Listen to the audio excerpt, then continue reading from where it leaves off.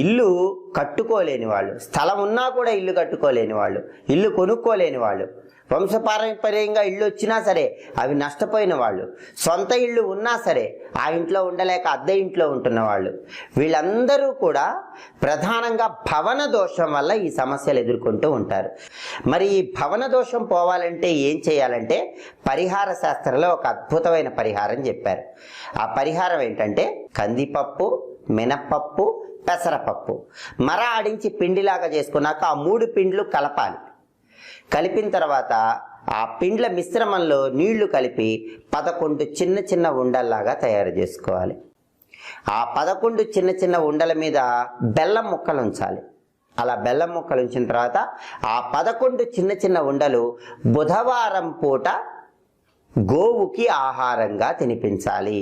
ఇలా చేస్తే భవన దోషం అనేది తొలగిపోతుంది.